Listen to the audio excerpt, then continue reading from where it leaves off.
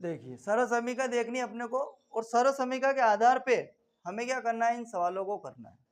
गुणनफल दिया जाएगा आपको, आपको उसमें गुणनखंड, जो अपन गुणनफल दिया था ना, गुणनखंड करते थे अपन दो, उसी के आधार पर अपने को अब इन सर्व समीकरण, जो अपने पास 4 सर्व समीकरण है, और भी है पर अभी फिलहाल में अपने पास कितनी है, 4 है। इन 4 को याद रखना है, इन चारों के आधार पर अपने को आगे के सवाल करना है, समझ रहे ना। तो हमें क्या करना है कि अपन जो शुरू करेंगे 2.5 के कुछ उदाहरण देखेंगे। तो उदाहरण क्रमांक 11 अपन देखते बेटा। उदाहरण क्रमांक 11 में दिया गया कि उपयुक्त सर्व समीकरण का प्रयोग करके गुणनफल ज्ञात कीजिए। गुणनफल मतलब अपने पास गुणनखंड, अभी तक इससे पहले वाले जो क्वेश्चन थे उनमें अपन एक समीकरण दे रहा था अपने को, ऐसा x की घात 2 + 2x + 4, ऐसा समीकरण दे रहा था। अपन उसके क्या कर रहे थे, गुणनखंड कर रहे थे। और जब गुणनखंड अपन कर रहे थे तब हमारे पास ऐसे दो आंसर आखिरी में मिल रहे थे। अब क्या करा है कि उल्टा दे दिया, अपने को दे दिया गुणनखंड, अपने को क्या दिया है, गुणनखंड, और अपने को क्या निकालना है, इसमें गुणनफल निकालना है। मतलब फल मतलब आखिरी में आंसर, फल खाते हो कि नहीं खाते हो, तो गुणनफल मतलब जो गुणा करेंगे उसका परिणाम क्या आना है अपने पास, वो अपने को अब क्या करना है, इन सर्व समीकरणों की सहायता से निकालना है। समझ रहे हैं ना, ठीक है। अब अपने पास जो दिया भैया, दो गुणनफल दे रखे आपके, दो गुणनखंड दे रखे है ना। इन गुणनखंड को लिख लेते अपन। सबसे पहले हल में दिया है x + 3 और x + 3। अब जब सेम संख्या दे दी गई, गुणनखंड के रूप में सेम दे दी गई, अपने को पता है कि जब सेम संख्या होती है तो हम उसका एक कर सकते हैं कि नहीं कर सकते। कैसे कर सकते हैं, आधार समान हो तो घातें क्या होती है, जुड़ जाती है। तो यहाँ देखो थोड़ी देर के लिए इसकी घात भी कितनी लगी होगी, एक, इसकी घात भी किसकी लगी होगी, एक। तो इस पूरे को अपन आधार मान ले, ये पूरा एक पद मान ले, नहीं है कि मैं भाई, ये भी अपन करते थे ना लोग के नियम से, आधार समान हो तो घातें जुड़ जाती। तो अब ये x + 3 और ये भी क्या है आपका, अब दोनों सेम सेम दिख रहे हैं, अपोजिट है, मतलब अलग अलग है कि एक ही है, सेम ही x +।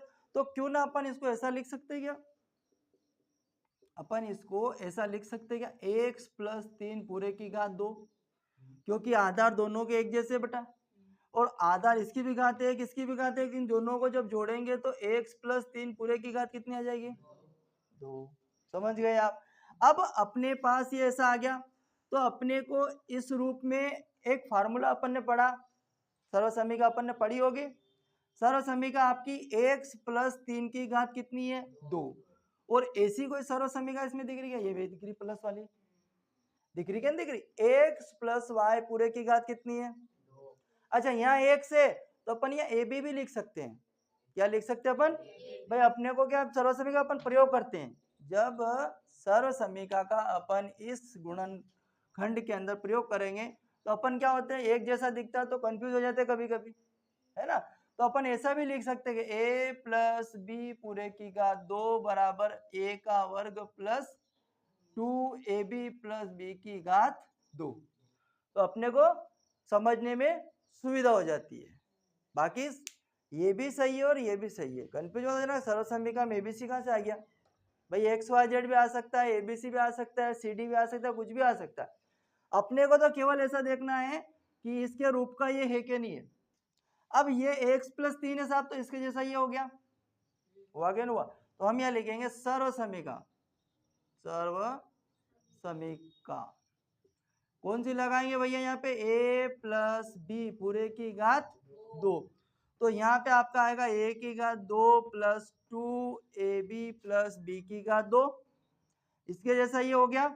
अब यहाँ पे a बराबर आप क्या मानोगे, x, b बराबर आप क्या मानोगे, 3। समझ रहे, a के बराबर x और b के बराबर 3 लेना है अपने को। तो x + 3 पूरे की घात 2 बराबर a की बराबर क्या रहा भैया, x, तो यहाँ x की घात कितनी लिख दूं मैं, 2, प्लस ये 2 तो रहेगा ऐसा कैसा, b का मान कितना, सॉरी a का मान फिर से कितना आ जाएगा, x गुणित b का मान अब कौन आ जाएगा 3 प्लस फिर पीछे b है और b की जगह हम किसको रखेंगे 3 को, इसकी घात कितनी 2। गुड। x प्लस 3 पूरे की घात 2, x की घात 2 मतलब x की घात 2 ही रहेगी। अब इन दोनों का आपस में क्या हो जाएगा, 2 का गुणा x में किया तो 2x, 2x का गुणा 3 में किया तो 6x प्लस 3 की घात 2 मतलब इसका हमने पढ़ा है पीछे बहुत सारी बार कि जिसकी घात जितनी होती है उसको उतनी बार लिखते हैं कि नहीं लिखते, लिखते हैं ना। तो यहाँ पे 3 की घात कितनी है 2 है, तो 3 को क्या करेंगे सर 2 बार लिखेंगे। जब 3 को 2 बार लिखेंगे तो आंसर कितने आने चाहिए 2, 3 को 2 बार लिखेंगे तो आंसर कितने आएंगे 9 के 2 के 6। आपने तो डायरेक्ट गुणा कर दो, 3 दूनी 6 होते हैं ना। अरे गधो तुमको पता है ना कि घात का मतलब क्या होता है, उस संख्या को 2 बार लिख के ने गुणा करना है। जितना संख्या हो उसका जितना घात हो उसको उतनी बार लिखो, फिर उसका आपस में गुणा करो, डायरेक्ट गुणा मत करो तुम घातों में। अब तुमने क्या करा 3 का 6 मतलब 3 का 2 में गुणा कर दीजिए। इसका मतलब ये होता है कि 3 की घात 2 लगी है ना, 3 की घात कितनी लगी है, मतलब 3 को कितनी बार लिखना, अगर घात 3 होती है तो 3 का गुणा 3 में करेंगे, अब कितना आएगा फिर से आएगा 3 का गुणा 3 में। अरे यार ऐसा क्या करते हो, डर जाते हो, बता जाते हो, भूल जाते हो कि याद नहीं रहता, ये बताओ मेरे को। 3 की घात 2 है, हमेशा जितनी घात होती है उसको उतनी बार लिखना है, फिर उसका आपस में क्या करना है अपने को गुणा करना है। अरे यार समझो थोड़ा। तो ये कितना होगा भैया 9, तो अपने पास गुणनफल क्या आया x की घात 2 प्लस 6x प्लस, अतः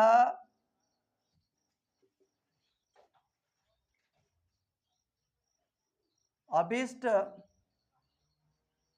गुणनफल x की घात 2 प्लस 6x प्लस 9 होगा। आई बात समझ में, थोड़ी क्लियर है। सर्वसमीका और सवाल के संबंध में समझ गया ना, किसका किससे जोड़ना है अपने को। ठीक है, इसको उतारिए आप।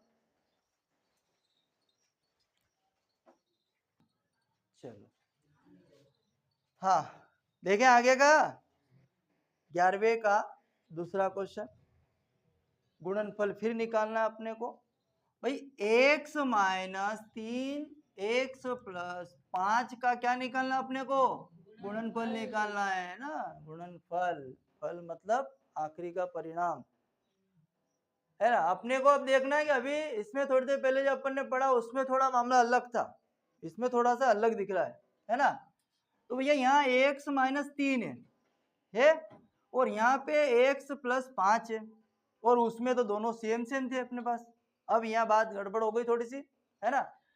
तो ऐसा कर सकते हैं अपन क्या कि भैया अपन ये दोनों मान अलग है, तो इसका कोई सर्वसमीका ऐसी दिख रही है अपने को इसके अंदर,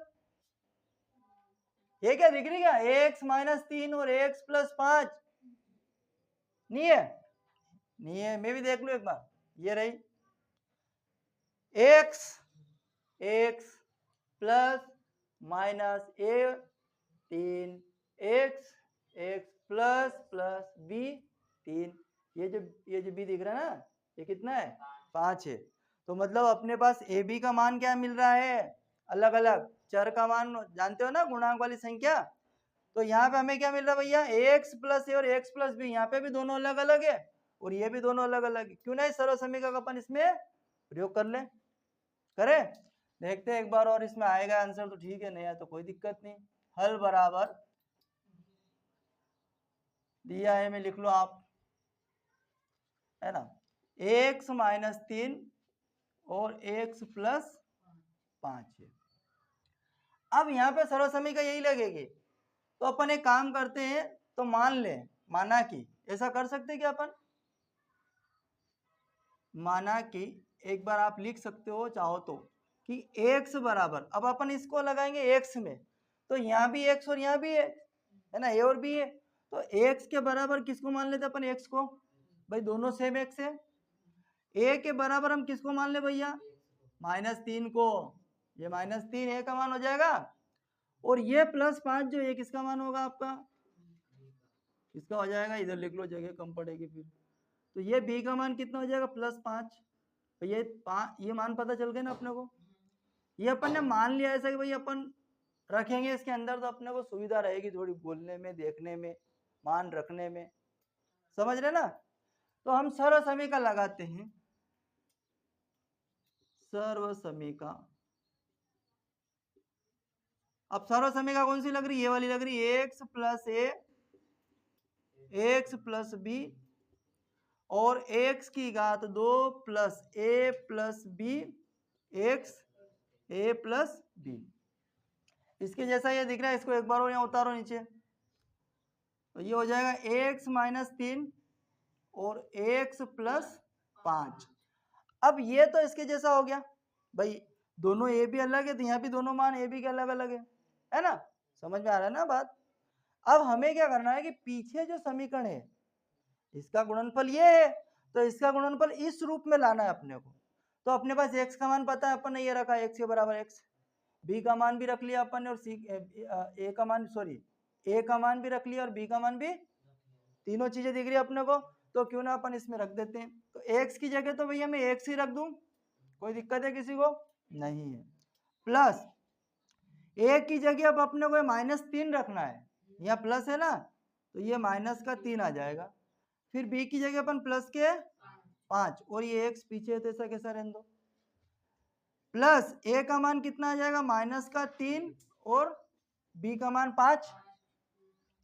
तब हमारे पास जो आंसर आएगा इसका x - 3 और x + 5, x की घात 2 माइनस प्लस माइनस होता है सर, होता है ना, तो 5 में से 3 कम कर देते हैं तो कितना बच जाएगा, 2 बचेगा। तो ये अपने पास आ जाएगा 2x, और यहाँ पे इन दोनों का आपस में क्या होगा, गुणा। 5 दिया, ये माइनस का चिन्ह इस प्लस को क्या बना देगा, माइनस, तो 5 दिया, तो अपना गुणनफल क्या आ गया, ये वाला x की घात 2 + 2x - 15। अतः